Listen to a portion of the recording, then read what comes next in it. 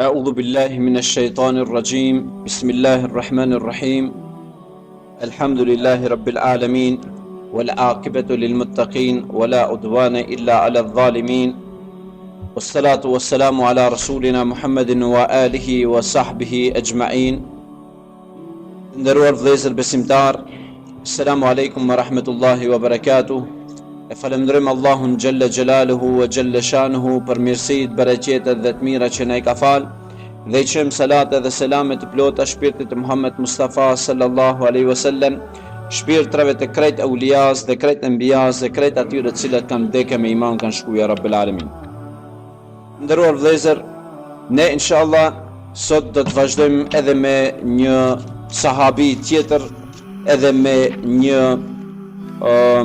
personalitet të shquar të historisë islame, edhe me një njeri i cili ka lënë tragje të fuqishme në historinë e islamit, dhe këtë e dini të gjithë dhe me siguri jeni mirë në rrjedha vetëm në qoftë se ja përmendi emrin.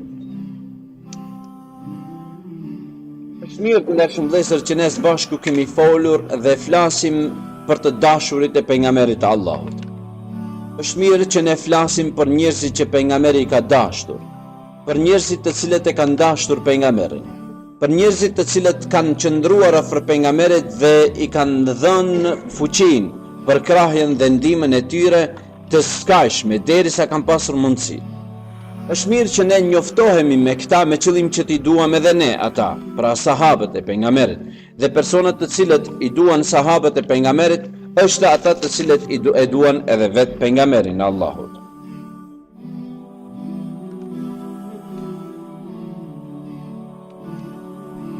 Pra, ne inshallah në muaj me radhë, po edhe sot do të flasim për një prej sahabeve të mëdhej të pejgamberit të Allahut, që e pse dhe mos, vetëm si hyrje, në qoftë se do të mund të koncentrohemi pak, nga se edhe unë nuk jam duke u futur në hyrjen teme mirë, po të njëjtën kohë edhe juve do t'ju lutem që të mbetemi me qëllim që ligjërata të kap kualitetin e saj. Bilali radiallahu anhu kur u shtri për vdekje, që këtë seriale kemi pasur, këtë ligjërate kemi pasur, kur Bilali radiallahu anhu u shtri për vdekje dhe gruaja e tij tha: "Ja musibata, o çfarë fatkeqësie po më ndodh mua, o mirë për mua për fatkeqësinë që më ndodh." Edhe ai i tha: "Mos thuaj ashtu, o grua ime." Po tha: "A nuk shet çfarë fatkeqësie po na ndodh?"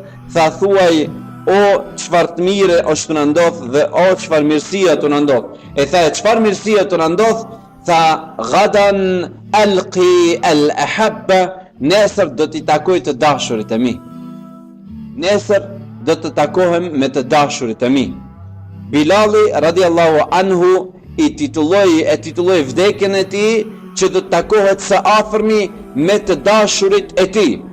Hajtë ndershëm vëllezër të ulemi sërish dhe të fillojmë sërish dhe të mundohemi të takojmë edhe ne të dashurit e Resulullahit sallallahu alaihi wasallam.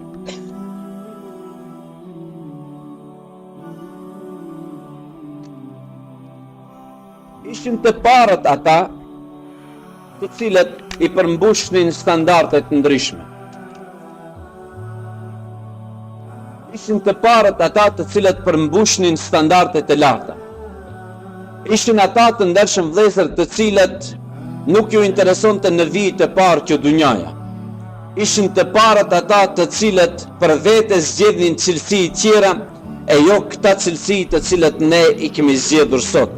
Ishin ata të cilët dunjaja për ta nuk ishte një qëllim, po ishte vetëm një rrugë në të cilën kalonin. Ishin ata të cilët jepnin pejgamberit për krahjen e fundit. Dhe ne do të duhet të ndershëm vëllezër së bashku të i duam sahabët e pejgamberit. Të e duam pejgamberin dhe ata të cilët e ndjekën pejgamberin, nga se pejgamberi Allahut ka thënë: "Al-mar'u yuhsharu ma'a man ahabbahu." Njeriu ka për me u ringjall ditën e Kiametit me ata të cilën ai i donte. Pra me kë e duash, me ata do të ringjallesh. Cilën e ke për vete në pikë të parë, me qatë do ringjallesh. Kjo le të jetë një sihariq, një miq dhe për ne muslimanët krejt. Me ba tash me të pyet dikush, cili personalitet në botë është në vend të parë të ti, edhe ta shkujtohesh pak, edhe thush ki, për hajrë të koftë se me qatë do rinjallesh. Cili personalitet është në vend të parë për ti, do të kujtohesh dhe do të thush Hazreti Aliu, për hajrë të qoftë se me qatë do rinjallesh. Cili personalitet është në vend të parë, do të përmendish një kujti unë qka një star, prej atyre starve të cilët quhen star, për hajrë të koftë se me qatë do rinjallesh. Pra pejgamberi Allahut na e ka dhënë këtë syhariç duke na thënë personi do të rinjallet ditën e Kiametit me atë të cilën e don më së shumti.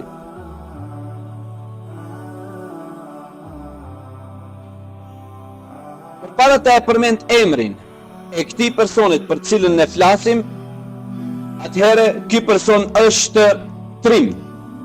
Ky person ka qenë shumë i guximshëm. Ky person ka qenë një burr edhe në moshën e re të tij. Një person i cili ka qenë i pastërt në shpirtin e tij dhe ky person e ka pranuar fen e Allahut në moshën 10 vjeçare. Nëse jemi në rrjedha, atëherë besoj se do ta e kuptoni për cilin flasim. Ne flasim për kalifin e 4, për imamin e 4, për atë i cili i pari si fëmijë i hiri në Islam, për djalin e xhaxhaut të pejgamberit të Allahut dhe për atë i cili u quajtur babai i Hasanit dhe Husenit dhe për atë i cili e quajti pejgamberi i Allahut babai i pluhurit, Abu Turab, babai i pluhurit. A ky ishte Imam Aliu radiallahu ta'ala anhu warda. Të ndershëm vëllezër, është interesante se Imam Aliu s'ka qenë fëmijë kur njëherë. E qka? Prej kur ka lind i madh, e ka disa njerëz prej kur lindin burra. Në moshën 10 vjeçare të tij e pranon Islamin përpara se ta e pranoj babai i tij Ebu Talibi, që ishte se ka pranu fare. Në moshën 10 vjeçare kur e pyet pejgamberi Allahut, a e pyet e babaun ti që erdhe ta pranosh Islamin se ti je i vogël, tha kur Allahu më krijoi mua, e pyeti babaun tim a deshti ta e të më krijoj ajo. Tha jo, e pse duhet unë ta pyes atër babaun a duhet ta besoj Allahun ajo? Pra, Aliu radiallahu anhu të ndershëm vëllezër ka jetuar 63 vjet. Ka vdekur në moshën 63 vjeçare. Prej moshës 10 vjeçare kur ka hyrë në Islam, deri në moshën 63 vjeçare, do me thënë 53 vjet kemi fol për një burr, që kur i ka pas 10 vjet e një muj, që kur i ka pas 12 vjet e një muj, deri kur i ka pas 63 vjet e një muj, apo 63 vjet e kështu me radhë.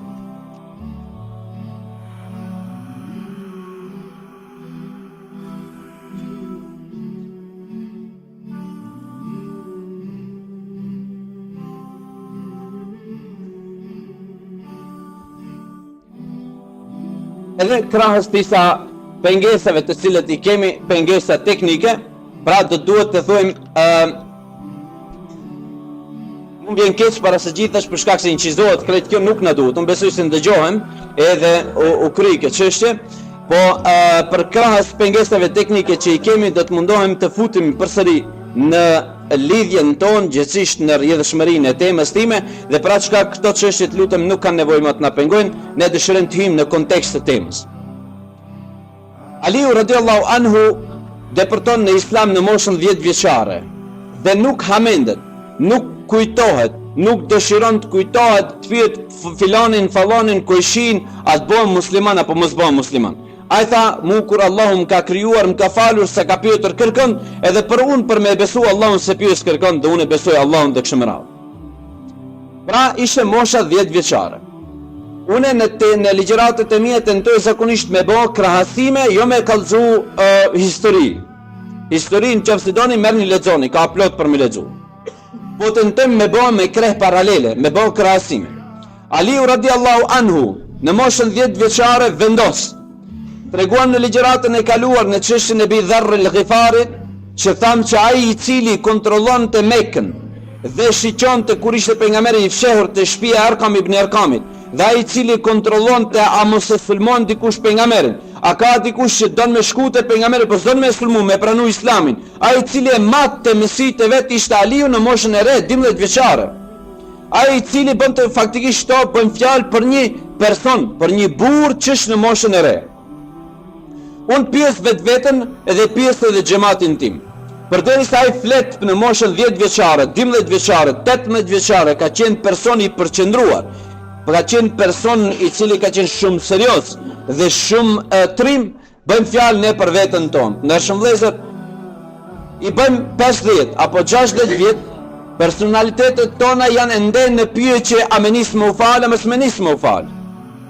Xhamatet tona ende pyesin a bën më nis më kada se jam të u plak me fal, a bën më me lënë edhe pak se herët. Në qoftë se do të flasim për atë, sa boni që Hazreti Aliu hini në Islam dhe deri kur i tha, ndëgjoj me mu çka ju lut Hazreti Aliu Allahut. O Zot, Allahumma inni as'aluka ash-shahadatu fi sabilik. O Zot, unë kërkoj që ti të m'japish të vdes une si dëshmor në rrugën tënde, po të lutem se para jep me emrin e gjatë që të shërbej për rrugën tënde, për dinin tënd, pastaj merr me shpirtin si shahid. O Zot, unë kërkoj që të vdes si shahid në rrugën tënde, po s'pari të lutem jep me emrin e gjatë që të punoj për fen tënde, pastaj në fund merr me shpirtin si shahid. Prej moshës 10 vjeçare deri në moshën 63 vjeçare që edhe ashtu ndodhi, Hazreti Aliu u vra, dhe me thonë u vra në rrugës për në xhami, për namazin e sabahut, dhe ashtu ndodhi pasi që dha një kontribut të pa në 53 vjeçar, gjithësisht 53 vjet kontribut për fenë e Allahut. Derisa ai hiri në moshën 10 vjeçare dhe deri në 63 vjeçare ai nuk lukundi më, ai nuk u pyet më a bona boll, ai ishte boll se ja gjenova një ditë Ramazanit, mjafton më se më duket se u bën tepër. Neve do duhet na pyetet më njëherë mas Ramazanit, sa kemi agjëru pak, vëllai, pak gjëna e mund të me bon tash se ashtu alhamdulillah jam fal këtë Ramazanin, asnjë taravih s'm kanë mbet përveç një 15. Edhe tash mundet pak do të me lën pak me të gjëna se Ramazanin mashallah mbajta përveç çdo ditëve që aty pak që kishim ku diçka. Kështu më radh, fillon ajo lloj labiliteti në jetën tonë, jo një lloj stabiliteti. Puna më e mirë, ka thënë pejgamberi alajhissalam, është ma qilla wa dam. Puna më e mirë një besimtarit është ajo e cila është pak ama zgjatet, vazhdon. Pak ama për herë rrjedh. Ama jo një herë t'japi hujum edhe më mrapa me thonë se më duket se bollu bon, alhamdulillah, kam rri nalt me sevapet atje. Mos bën më me pyet ndershëm vëllezër se si qëndron puna me Haxhillokën, thosh vallahi ala i ri linë këtë punë, se pele kur Hazreti Aliu ka shku me moshën 70 vjeçare Haxhillokën, ne do duhet me thonë mos me dal para atij me shkune. Kupton se subhanallah. Unë besoj se ti më kupton mirë për çka jemi duke folur.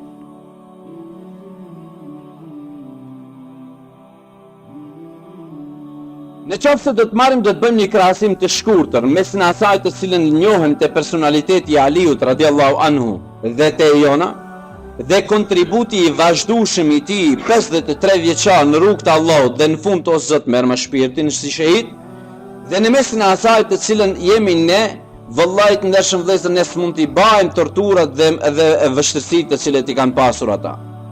Unë nuk di se ka kërku dikush prej juve apo dikush prej islamit, prej muslimanëve që ti dalish në dy luftim, si cilën luftë që bën ti i pari ti dalish në dy luftim.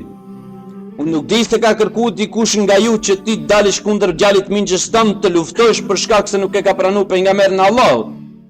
E këta janë të gjithë punë të cilët prej Aliut radiallahu anhu janë kërku dhe i ka bën dhe ka qenë prezent në ta. Enes ibn Malik radiallahu anhu e pyetën për Hazreti Aliun. Kush ka qenë ai në sfirin tënd? Tha, huwa ibnul Islam al-awwal. Ai është djali i parë i Islamit. Ai është djali, biri i parë apo biri më i madh i Islamit. E pse i than djali më i madh apo djali i parë? Tha për shkak se prej fëmijëve i cili i pari hini në Islam ishte Aliu në moshën 10 vjeçare dhe ashtu konsideruar tek tjerët.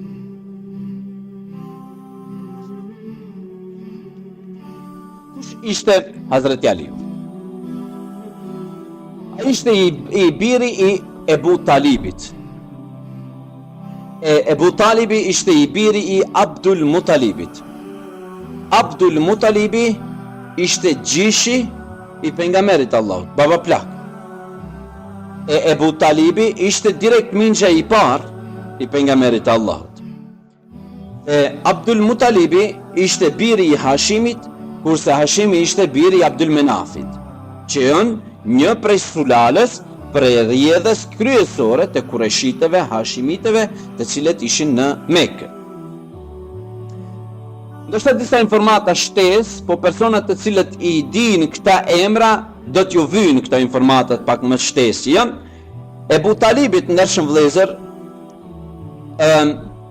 mingja i pejgamberit Allahut, edhe pse është quajtur me llagapin, me ofiqin që njihet sot anë mban muslimanëve Ebu Talib, thuhet se ka pasur emrin Imran apo e ka pasur emrin Shejba. Ebu Talib është quajtur më vonë në këtë emër, kurse ata janë nga fisi Hashim ose Hashimitët që quhen, e çka do të thonë Hashim është gjishi, stërgjishi i tyre.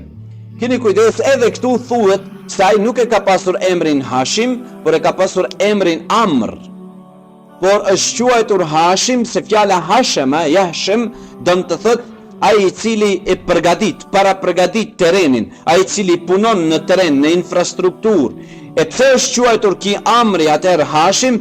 Për shkak se që në kohën e para Islamit ka pasur kohë që i kanë bën njerëzit ziarete dhe i kanë bën vizita Qabës, dhe kishte gjatë tërë kohës kur ka ardhur sezoni i vizitave e ka përgatitur infrastrukturën, i ka rregullu rrugët, i ka rregullu gurzit, i ka rregullu krejt kështu me durë të veta për qefit vet, për shkak se vinë vizitorët në Qabë.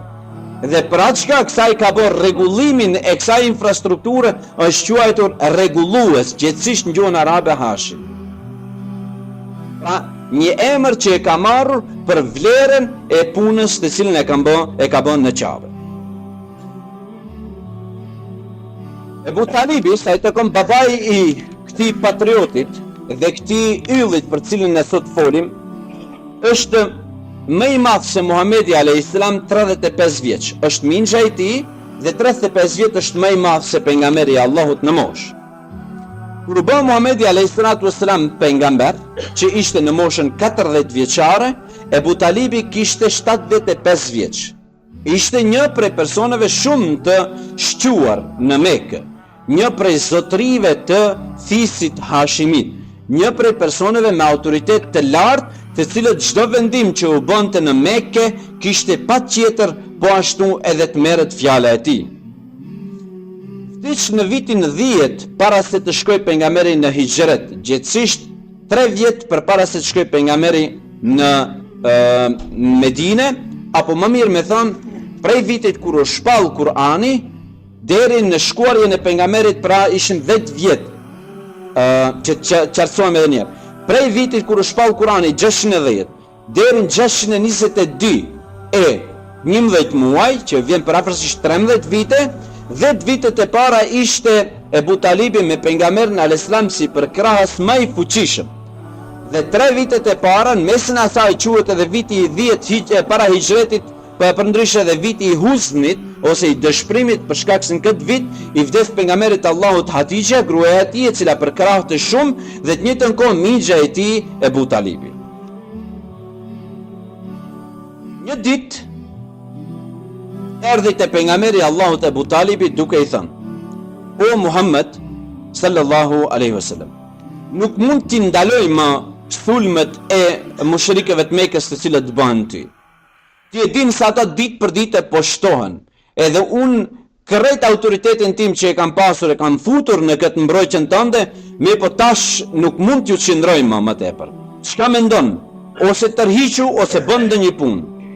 Pejgamberi Allahut i tha: "O xhaxha, po të them se vallahi në qoftë se më vendojnë hënën në njërin krah, edhe diellin në krahun tjetër, unë nuk do të largohem nga kjo fe e Zotit, ose do të ngadhnjej kjo fe e Zotit në krejt botën, ose do vdes unë për këtë Zot për të cilin jam duke folur." Dhe filloi të qaj. Atëherë kur e pa në këtë hall, Ebu Talibi sërish u kthye dhe tha: "O Muhammed sallallahu alaihi wasallam, pa marrë parasysh çka do të bëjnë ata ty, përpara duhet të më bëjnë mua, pastaj do të kalojnë te ti. Deri në fund të ke për krahjen time, bën çka duash."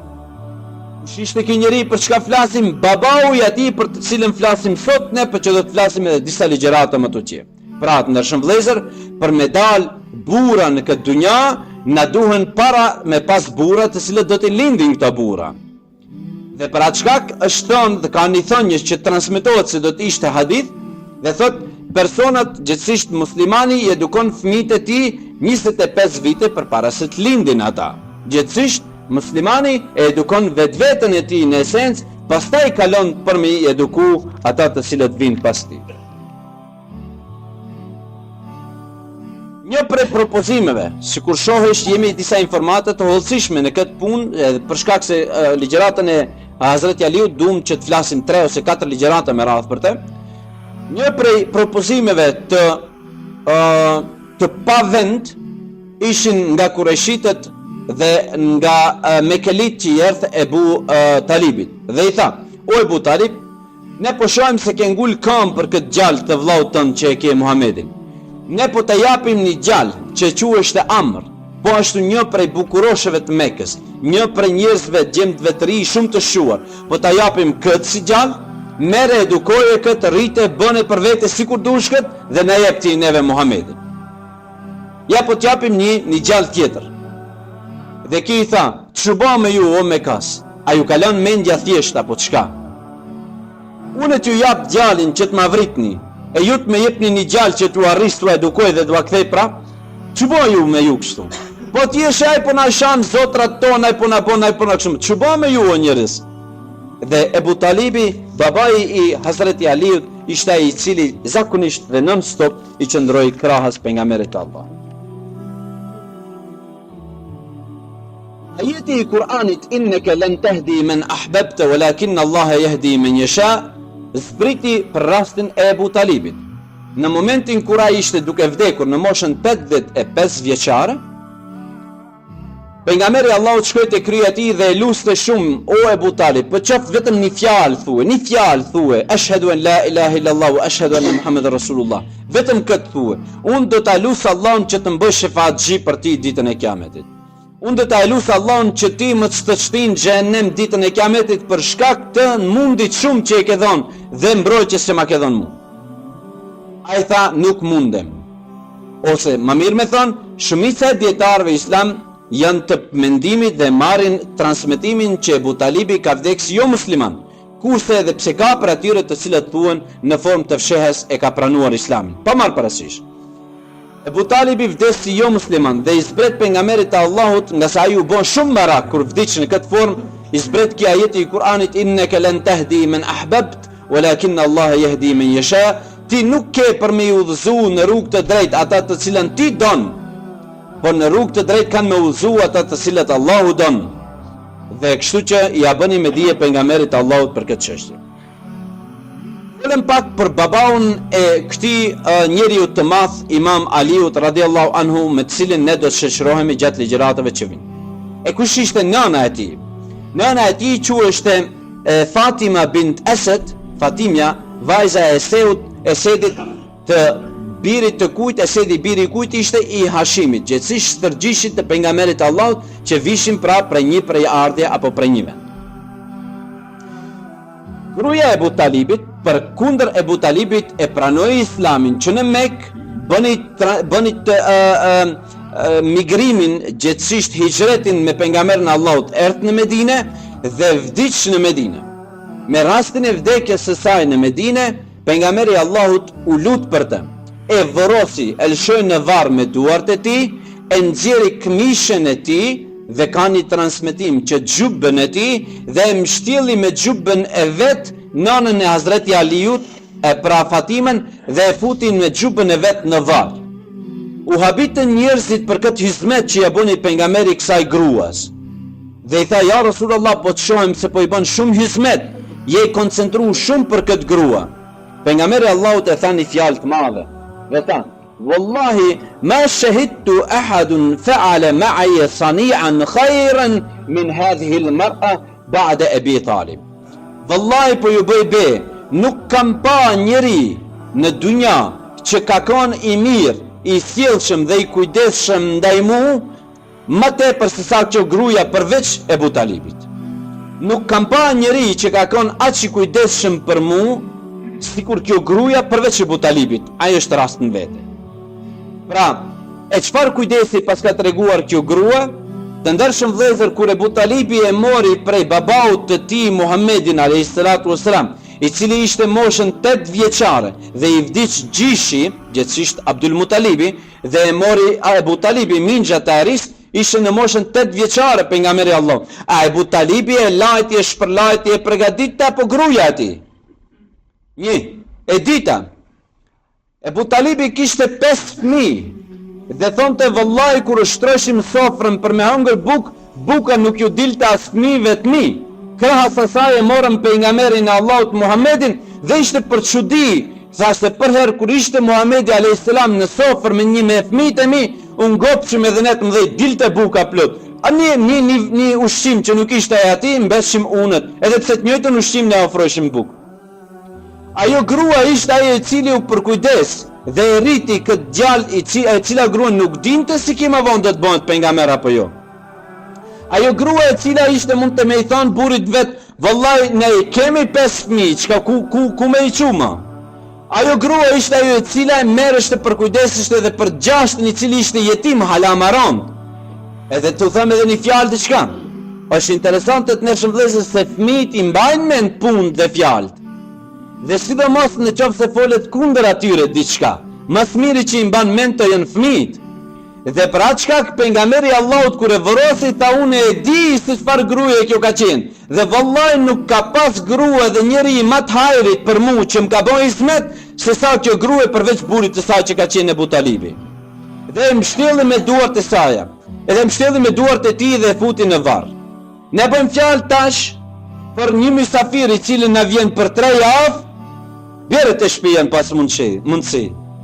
Ka mysafirë që na vjen për Maqedoninë e poshtë. Në qoftë se don me dalë edhe ti me gjithë ato për jashtë. Mos bëni hesap mo që të ta bjerë dikush fëmijën jetim që rritë vëllai këtë fëmijë. Mos bëjmë hesap mo me pas edhe punë tjera, po ne bëjmë hesap për një njeri me iman që fëmija e mban mend shumë mirë. Pejgamberi Allahut tha vëllai nuk kam gjuhë një gjysmë fjalë për kësaj robreshtës së Allahut. Nuk kam gjuhë asgjë për kësaj derisa e ka rrit pejgamberin dhe e ka drejtuar dhe e ka rregulluar në këtë formë. Dhe pejgamberi Allahut tha vëllai tham unë do ta lëshoj me duart e mia në këto. Pra për çka flasim? Për di njerëz të cilët kanë lindur Aliun radiallahu anhu, i cili ka kaluar gjithë dynjan. Unë nuk di, mos më bëj krahasim pa lidhje. A një star në Hollywood është më i njohshëm në dynja apo Imam Aliu? Ti do të thosh që ne musliman të është Imam Aliu, unë do të pyes vëllai, të ne musliman, pyeti faktikisht dynjan Imam Aliu ose kalifi i 4.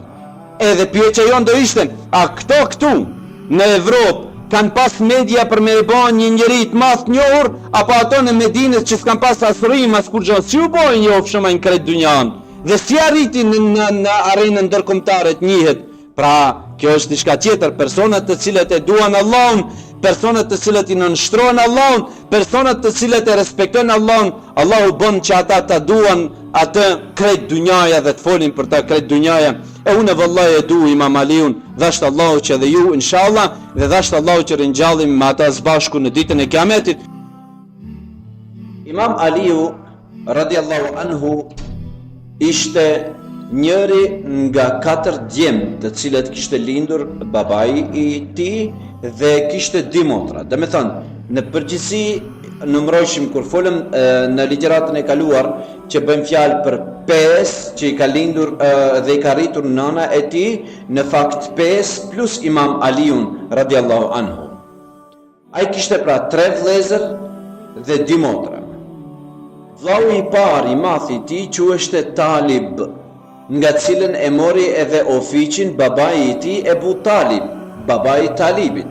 Dhe ju dini se në formën e arabëve, kur thirin ata një person, më e vlefshme, më e ndershme është të thirret babai i filanit apo nëna e filanit se sa të thirret në emër. Pra ata ashtu është thirrur dhe një prej tyre është thirrur edhe pejgamberi Allahut Ebul Qasim, babai i Kasimit, ose Ebu Talib është thirrur babai i Hazreti Aliut, për shkak se vllai më i vjetër, më i madhi i Hazreti Aliut ishte Talibi dhe për atë shkak quheshte Ebu Talib. Pastaj vllau i dytë në radhë ishte Akil, i treti në radhë ishte Gjafer, pastaj ishte Imam Aliu, pastaj ishte Hana dhe Hani dhe pastaj ishte El-Gjumal, që dhe me thënë të gjithë ishin familja e tij. Prej tyre të ndershëm vëllezër, prej vëllezërve të Hazreti Aliut, kishe prej tyre të cilët e pranuan Islamin herët dhe kishe prej tyre të cilët e pranuan Islamin edhe tek mbas shpërnguljes së muslimanëve në Medinë, një prej tyre për shembull sikur ishte Talibi.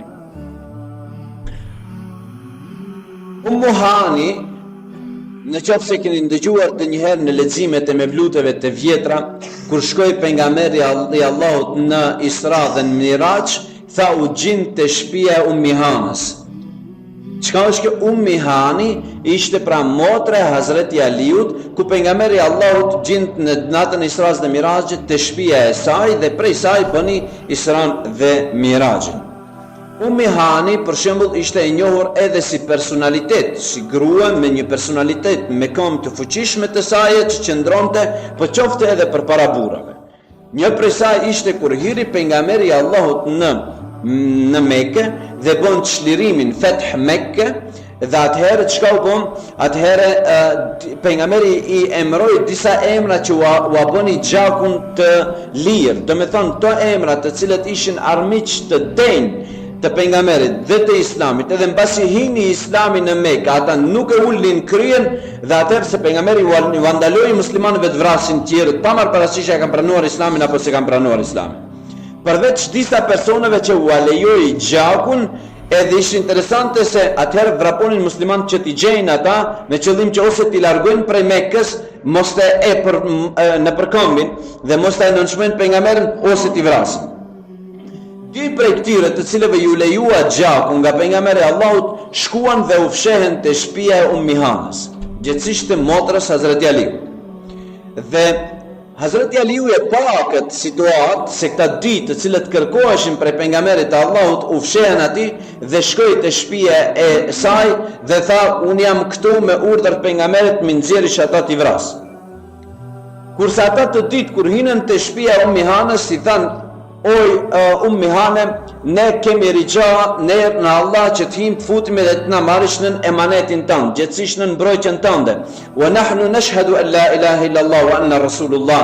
Dhe ne dëshmojmë se Allahu është një dhe pejgamberi i tij është Muhamedi i Allahut, pra ne bëhemi muslimanë sot dhe na mbrojë do të na vrasë.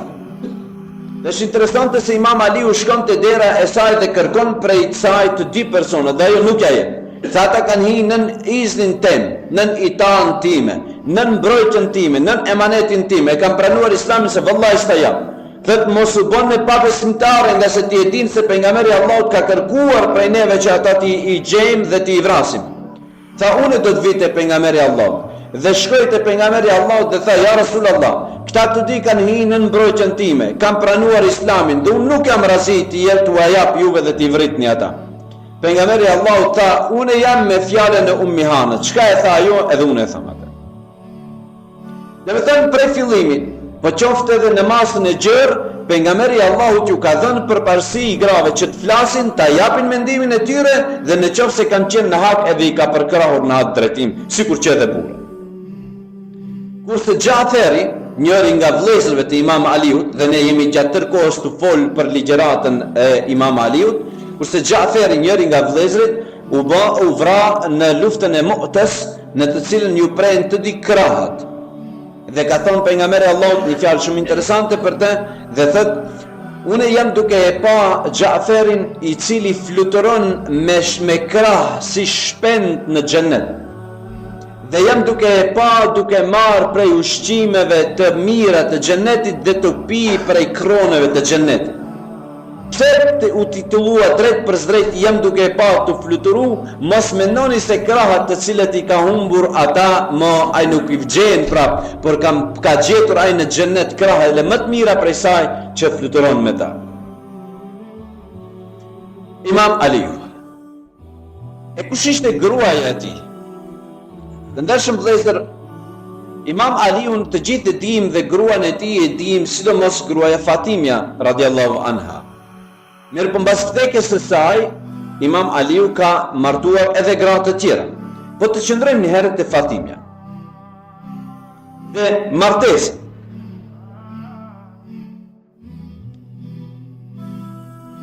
Fatimën, pejgamberit të Allahut, i alipën 2 persona, e kërkonin, në sytë, shkuës. Dhe tyre 2 personave, pejgamberi i Allahut nuk u dha. Me pretekst, me arsye, se ata ishin shumë të vjetër në krahasim me Fatimën. Ata 2 personat ishin, subhanallah, Ebu Bekri edhe Omeri. Të dive prej këtyre të dive, pejgamberi i Allahut i tha jo, ju jeni të vjetër në moshë, kurse Fatimja është e re. Dhe Fatimja në rast kur u martua me Aliun, i kishte 18 vjeçare. Ishte 18 vjeçare. Kur këta i kthej pejgamberi, erdhi një shërbetore të shtëpia e Ebu Talibit, gjithsesi në shtëpia e Aliut, dhe i tha: "O Ali, pse nuk shkon të alipish pejgamberit të Allahut vajzën për martesë?" Dhe Aliu habit. Tha: "O xharie, ti e din se unë s'kam kur gjë për meher, për me i dhanë pejgamberit dhe Fatimës, si me shku me u martu." Keni kujdes, fisi Beni Umayya, që ishin po ashtu një nga Kureshitët, të cilën rrjedhte prej saj Ebu Sufjani dhe rrjedh prej saj Hazreti Osmani, ishin fis të pam me autoritet të lartë për shkak se financat i kishin shumë të larta. Kurse shtëpia e Ebu Talibit nuk kishte financa, apo shtëpia e Abdul Mutalibit, një gjenerat më herët, nuk kishte financa, po kur bëheshte fjalë për përkujdesjen ndaj Qabës, për përgjegjësinë e të thënë të sotit Ministrisë së Haxhit, ose më mirë me thonë, vizitave të cilët ju bëshin Qabës, përpara se të lindte pejgamberi i Allahut, gjithmonë përgjegjës kryesor ishte shtëpia e Hashimit, gjithsesi shtëpia e Abdul Mutalibit dhe më vonë e Ebu Talibit. Pse thamë ne quheshte në ligjëratën e kaluar, pse thamë ne quheshte Hashim? Për shkak se ai alladhi yuhashimu at-tariq, ai ishte personi i cili e përgatitte infrastrukturën për vizitorët e Mekës, për vizitorët e Qabës, e bënte rrugën gati, i largonte krejt ato pa pasërtirat dhe pengesat në rrugë, se do të vinë ziaretlit, nuk thojmë haxhirit. Ziaretlit do të vinë në Qabë. Dhe për atë shkak e mori emrin Hashim, kurse emri i tij vërtet ka qenë Amr. Kalojmë të tjerë. I tha: "Pse nuk shkon ti ta kërkosh?" Tha: "Vallahi ne s'kemi ato, tjetër janë Beni Umayya." Tha: "Jo, ju keni diçka, po shko kërkoje." Tha: "Shkova unë te pejgamberi i Allahut dhe hyna. Unë jam rrit te pejgamberi i Allahut. Pejgamberi i Allahut e ka rritur Hazreti Aliun, apo jo? Që do të kalojmë tajme edhe pak më vonë." Tha: "Edhe hyna. Dhe më shela gojen. Edhe s'thash asnjë fjalë. Edhe më tha pejgamberi i Allahut: "Ta urdhno Ali, pse ke ardhur?" Unë tha: "E kam shel gojen, s'foli kur gjë. Dhe po më stërkuqet ftyra. Urdhno Ali, pse ke ardhur?" Tha: "Unë s'në foli asnjë fjalë." Tha: "Ndoshta më ke ardhur ta fejosh vajzën time Fatimën." Thash: "Po ja Rasulallah." E tha: "Çka ki me i dhanë meher?" Tha: "Ja Rasulallah, kur gjëns." Tha: "Fare gjë hiç, ku nisen?" Tha: "Nuk e ke ti atë mbrojtësën e luftës, në luftë që dalish që mbrohesh nga shigjetat, nuk e ke ato dhe nga shpatët, që quhet në gjuhën arabe dera?" Tha: "Po e kam ato." Tha: "Po jep ja çish atë." Ja Rasulallah, a për qatë të ma japish vajzën të martohet për qatë meher? Ajo ti e din se s'bon asnjë pare?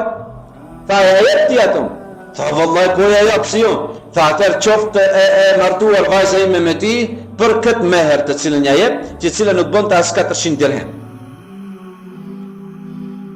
Pejgamberi i Allahut në ditën të cilën duheshte të martohen, gjithsesi të nata e dhëndrit, msheljes së dhëndrit që quhet, tha: "Pritni dhe mos u ngutni. Mos bëni asgjë përpara se të vi unë te ju." Dhe këto të ditë pritnin. Transmetohet se Fatimja, e cila ishte në moshën 18 vjeçare, ishte aq e turprueshme, aq e ulshme kryen poshtë, do vije baba, gjithsesi pejgamberi i Allahut tash dhe do na mësojë se si duhet të jenë aktet në fejes dhe aktet e martesës në Islam.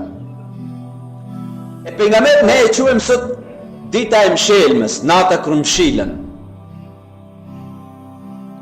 Arabët e quajnë na e lejlet të dukhle, natën kur hyn dhëndri. E si e qujti pejgamberi Allahut, tha nata e ndërtimit, nata lejletul bina, nata e ndërtimit, prej sot ndërtohet shtëpia, prej sot ndërtohet familja, prej sot ndërtohet komplet ardhmëria, ne e qim prej natës sot kër mshilet ardhmëria, o prish puna më kretë. Për pse e të më mshilë se deri sot ka pas mundësi i djallit boje, qka të do të qikat boje, qka të do të sot më mshilë ma. Ska më sot e të qesë, zot në rruj, sa ka e prapa punët. A pejgamberi e qyti prej atat natë është natë e ndërtimit, sot për ndërtohet shtëpia, sot për ndërtohet ardhmëria, sot për ndërtohet krejt familja. Dhe i tha, deri sa të vi unë mos bëni kurrë. Erdh pejgamberi Allahut në këtë mbrëmje dhe mori abdes, edhe mori prej ujit të abdesit dhe i stërpiku Aliun kaftyra, dhe mori prej ujit të abdesit dhe stërpiku Fatimën kaftyra, dhe i tha, o Ali, vendoje dorën tënde në balë të Fatimës, dhe vendoj, dhe tha thuaj, Bismillahirrahmanirrahim, o Zot, të lutem më jep nga hajri i kësaj gruas, dhe o Zot, të lutem më mbro nga sherri i kësaj gruas. Dhe ju mori ju spjegoj në formë të detalume se cilët janë obligimet e njëri tjetrit në këtë natë dhe cilët janë obligimet e njëri tjetrit gjatë krejt ymrit që i pret. Dhe i tha, ngritu ti dhe falni nga 2 rekat namaz të natës dhëndris. Dhe u falen nga 2 rekat namaz dhe kështu filloi martesa e tyre apo nusnia e Fatimës. Apo shihni një dallim të ndershëm vëllezër në natën të cilën fillon nusnia e vajzës ton apo dhëndria e djalit ton, të cilët menxis se i pijem prej hotelit të dehur dhe të pijim me rap të poshtë e shtëpia, e tash duhet me i fut ata me umshel e nesër me prit një gjalt hajrit prej tyre. Apo shifni një dallim midis natës e cila fillon me një tabarruk, me një bereqet nga durët e pejgamberit dhe me një lutje dhe lusin Allahun për njëri tjetrin dhe kërkojnë 2 rekat namaz dhe flejnë me njëri tjetrin dhe presin një bereqet të Allahut të hajrit, se sa prej atyre të cilët ne si të pleq, si të vjetër me dorë tona, tentojmë dhe u amësojmë dhe tradita që s'kan qenë kurit tonët. Kush është ai i cili e rezervon atë hotelin dhe atë restorantin? Ai djali që martohet që i ka 20 vjet apo ti që i ke 60 vjet? Kush është ai i cili e pagun atë hotelin atje dhe krejt atë rakin që krejt katundin e bësh të dehur? Ti apo ai djali jot që i ka 20 vjet? Prej ka ju kujtu ati djalit tënd për ju me shku me marr 300 gram me bë muzikë ati? Prej ka ju kujtu? Jo, ti vëllai ta kujtu, ti këtu që po më shem mu. Ti vëllai të kujtohet, jo ati. Pra në qofë se flasim për do një shërri nisën prej të pleqt dhe pastaj kalon të tri. Të ndershëm vëllezër, vallahi transmetuesi, kemi hi në natën e darsmës të shtëpia e Aliut dhe Fatimës dhe kemi kontrollu se çka ka. Vallahi s'kemi pa kur gjë përveç një gjisëm hastre të shtrume në tokë, kemi pa një me ujë të mbushme, edhe 3 kemi pa një gotë, gjithësisht një saf të hekurit me cilën duheshet pin ujë. Kjo ka qenë darsma e vajzës së më të mirit në dunja, shumë më të mirë se ti dhe unë, të pejgamberit të Allahut të vulës së këtë pejgamberve. O ndershëm vëlla, Hazreti Sulejmani si pejgamberi i Allahut e ka pasur gjismën e dunjas. As ka mund të Allahu t'ia japë pejgamberit ton gjismën e dunjasa. Po kur ka ardhur Belkisa për me hi në pallatin e Hazreti Sulejmanit të Afrikë, ka ngrit pak fustanin në stilagën kam, sa i ka pas ndërat e ka pas ujë, pastaj ka pas qelç, xham, dhe kur ka hecën mbjetën ku ecën ujë poshtë, dhe ka kujtu se çka u bë me këtë pallat. Ti edhe unë sot mund të më marrësh ashtu diçka? Në qoftë se bëhet fjalë për pasuri dhe nivel, ka mund t'i jap Allahu pejgamberit të Allahut që s'ka kudret dhe s'ka fuqi kush mund t'i jap kështu. Por ne bëjmë fjalë për vajzën e atij i cili është më i miri në dunja, është martuar në këtë hall dhe në këtë deregje. E ti, vajza jote dhe djali jot s'ka problem. Duhet me e pru nusën me helikopter, se jemi të punu në baushtelë që 30 vjetë. E duhet me e pru nusën kështu, e duhet me i pru dhandorët kështu, e mashallah duhet me i thirë kretë shqiptarin, ka janë e kasion janë thirët në darsmën teme. Pse? Unë jam aga, mashallah. Mashallah, aga, pa e din be aga, sa kredit ke martë në Zvicër për me bo atë darsmën.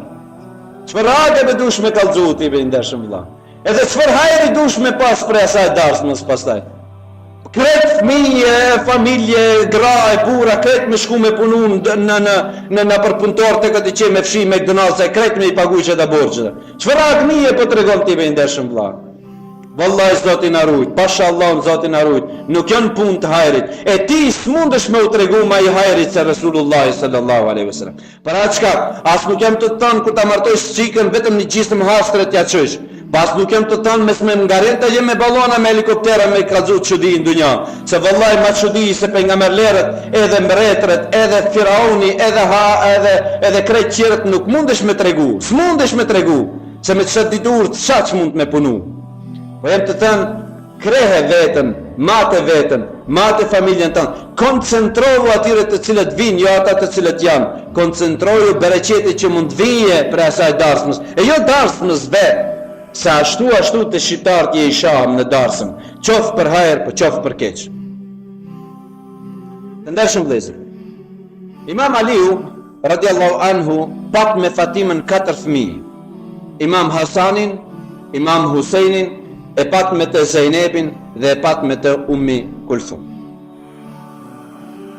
Fatimja radiallahu anha jetoi me Imam Aliun prej moshës 18 vjeçare deri kur? Deri në rastin kur pejgamberi Allahut vdiq.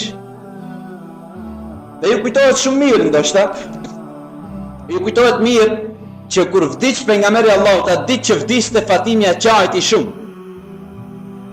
Dhe afroi pejgamberit ta qetësoj këtë qajtmin dhe i tha një fjalë në vesh. Ka ditë transmetime, unë po e marr transmetimin e dytë, se disa herë në ligjëratat e para të mia kam marr transmetimin e dytë. Dhe i tha, ke kujdes transmetimin e dytë. I tha, oj Fatime, pse qan? Tha, ja Rasulullah, mërzitem për situatën. Tha, dëshiroj diçka me tregu. Sot do vdes. Në transmetimin e parë tregon se mbas vdekjes time do ketë fitnë të madhe në Medinë. Për njënën apo për tjetrën ka qajt Fatimja shumë. Kur i ka thënë sot do vdes ka qajt shumë Fatimja. Dhe që ta qetësoj këtë grua, ta e bjerë pak në vete dhe i tha edhe një haber ta qojë pak me qesh. Dhe i tha, oj Fatime, mos u mërzit. E para prej familjes time që do të vdes mas muje ti. Dhe filloj të qeshe dhe u qetësu. Dhe është vërtet 6 muaj mas vdekjes pejgamberit ka vdekje dhe Fatimja radiallahu. Në moshën 23 vjeçare. Në moshën 23 vjeçare. Dhe është interesante hala se i pa kur tha fjalën e dytë personi që është pejgamberi Allahut, që nuk rren, që haberin e ka direkt prej Allahut, jo prej doktorit, jo prej këtij filanit. Tha, mos u mërzit se e para që do të vdesish mbas mu prej familjes time je ti, dhe ajo s'do të sheshe. Para mendoj me na thonë neve doktori se mbas 6 muaj do vdesish. E ne të sheshim. Elhamdulillah. Elhamdulillah. Po subhanallah. Edhe prap ki doktori me na thonë thëm have lejnë se ku marrin vesh ato, have lejnë kështu, have lejnë pak me i dhon vitit gare. Me vome thon pejgamberi Allahut, s'ka ai have lejnë më. Edhe ajo fillon me qesh, edhe ne fillojmë me piskat. Ja ajo se ka pas në drejt, ja ne se kemi në drejt. Njëri prej neve se ka në drejt. Po unë më duket se ne më duket se kemi shumë drejt. Për atë çka po thuhem, njerëzit që janë friguar me ju kthej Allahut, se i kanë borë shumë dhe shumë emanet i kanë lënë qelë, ata qaj më thke, jo, amon mos. Njerëzit të cilët i kanë pasur rrugë qelë, të aja ta kanë qesh. Dhe përfundoj ligjëratën time me atë që e përmendëm pak më herët, te fillimi i kësaj ligjëratës ku e pyeti gruaja e Hazreti Bilalit në rast të vdekjes, duke thonë ja musibeta, çfarë fatkeqësie të ndodh po vdes Bilali? Tha mos thuaj ashtu ai gruaja ime, gadan alqa al ahibba, nesër do t'i takoj të dashmit e mi. nesër do ta takoj Rasulullahin, nesër do ta takoj Ebu Bekrin, nesër do ta takoj Omerin, nesër do t'i takoj njerëzit që mati si kam pa, mos thuaj ashtu. Nuk është musibe, nuk është fatkeqësi, nuk është vdekja fatkeqësi, po vdekja është mirësi dhe lumturi për ata të cilët kanë fituar diçka atje. Zoti na bëf për atyre të cilët kemi fituar diçka atje. Allah i koft razi inshallah për ndëgjimin tuaj dhe për qëndrimin tuaj. Elusë Allahun për faljet, gabime dhe gjunahe. Wassalamu alaikum wa rahmatullah wa akhiru da'wana alhamdulillahi rabbil alamin. Fatiha.